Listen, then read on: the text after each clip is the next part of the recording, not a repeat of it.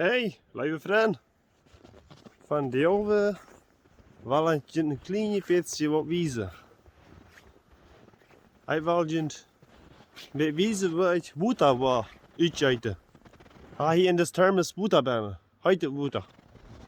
En dat zal ik je wijzen wel. We hebben ziemlich veel sneeuw. Het start is groot. Onjanel.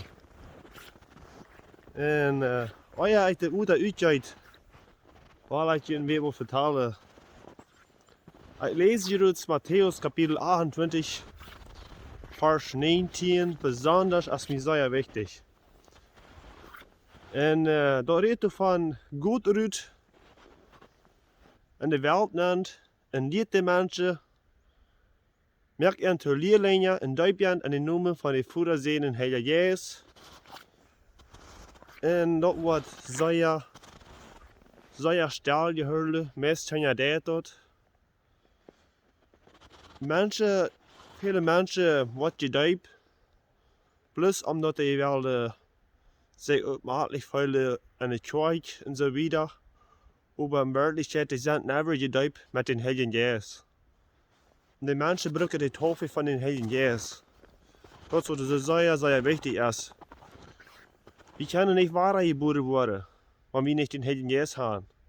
Wir müssen weitergeboren worden durch den Heiljen Jeist. Dat Jesus ons kon een nieuw leven geven.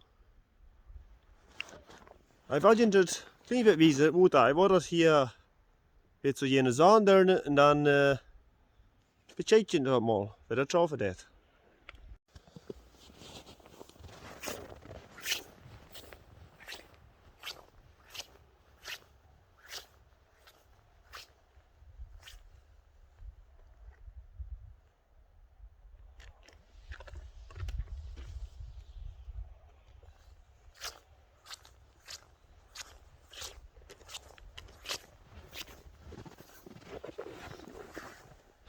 Dat sneeuw is weg.